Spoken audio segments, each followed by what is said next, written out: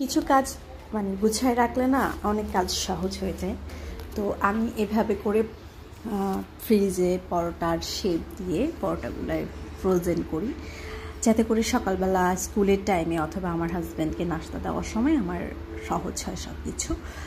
তো আজকে একটা পরোটার রেসিপি শেয়ার করব, একদম ফুলকো ফুলকো দেখতেই পেলেন। এখানে আমি 2.5 কাপের মতো ময়দা নিয়ে নিয়েছি, আপনাদের যতটুকু প্রয়োজন ততটুকু নিন।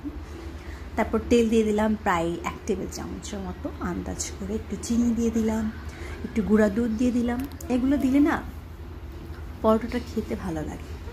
তারপর সব কিছু ভালো করে মিশিয়ে নিচ্ছে হাত দিয়ে, এভাবে করে খুব ভালো করে মিশিয়ে নিব কিছুক্ষণের জন্য। তারপরে চেপে দেখবো যে এরকম দলা পাকে কিনা। যদি দলা পাকে তাহলে বুঝে নিব যে এটা আমার ডোটা পারফেক্ট হবে। এখন হালকা ওয়ার্ম পানি নিয়েছি, মানে হালকা গরম পানি, যেটা হচ্ছে একটু একটু করে দিয়ে আমি একটা সফট ডো বানিয়ে নিব, এভাবে একদম সফট ডো। তারপর এখান থেকে লেচি কেটে নিব। আমি এখানে কয়টা করেছিলাম, 5টা করেছিলাম। তো 5টা লেচি এভাবে করে নিয়ে তারপর হচ্ছে আমি বেলবো না, মানে শেপ দিয়ে রেখে দিব।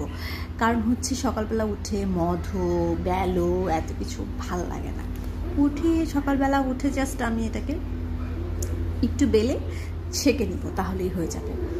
তো এখানে আমি প্রিপারেশনটা করে নিচ্ছি, আগে একটু রুটি বেলে নিচ্ছি। অ্যাজ ইউজুয়াল আমরা যেভাবে পরোটাটা বানাই, কিন্তু হয় কি অনেক সময় পরোটা শক্ত হয়ে যায় বা হচ্ছে পরোটা ফুলতে চায় না। কিন্তু আমার পরোটাটা শক্ত হবে না এভাবে বানালে, যেভাবে আমি বানিয়েছি। আর হচ্ছে শক্তও হবে না আর ফুলকো হবে, খেতে অনেক মজা লাগে। তো এই স্টেপগুলো ফলো করে যদি আপনারাও পরোটা বানান তাহলে খেতে অনেক ভালো হবে। তো আমি এভাবে করে, আমরা নর্মাল যে পরোটাটা খাই ওই পরোটার শেপটাই এভাবে করে দিয়ে দিচ্ছি। দিয়ে আমি একটা এয়ারটাইট বক্সে করে এটা নর্মাল ফ্রিজে সংরক্ষণ করব। আপনি 2 দিনও রাখতে পারেন, এটা 2 দিন পর্যন্ত ঠিকঠাক থাকে। তো আমি চেপে চেপে সুন্দর করে শেপ দিয়ে এভাবে করে হচ্ছে একটা এয়ারটাইট বক্সে করে আমি রেখে দিব। দেখতেই পাচ্ছেন এখানে 5টা হয়েছে, আমি 5টা বানাইছি। দেন আমি এটাকে মানে আটকায় রেখে দিব নর্মাল ফ্রিজে।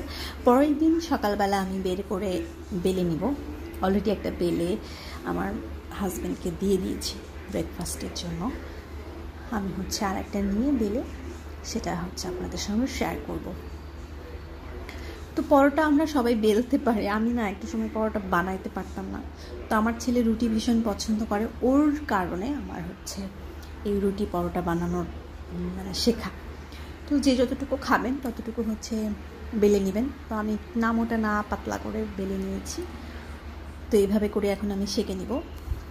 দেখতেই পাচ্ছেন এই যে এভাবে করে আমি হচ্ছে বানাই নিয়েছি।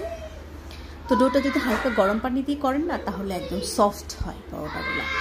হালকা গরম পানি দিয়ে করাটাই আমার মনে হয় ভালো হয়। তো এই পাশাপাশ করে আমি হচ্ছে 2 মিনিটের মতো ভেজে নিব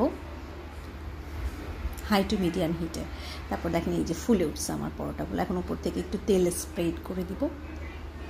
এটা আমার বাচ্চার জন্য বানাইতেছি, ও পরোটা রুটি খেতে ভীষণ পছন্দ করে। দেখছেন কত সুন্দর ফুলে গেছে।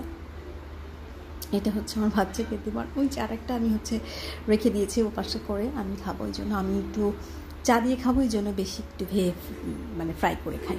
তো এই তো কাজ গোছায় রাখলে খুব সহজ হয়। তো এটাই আজকে।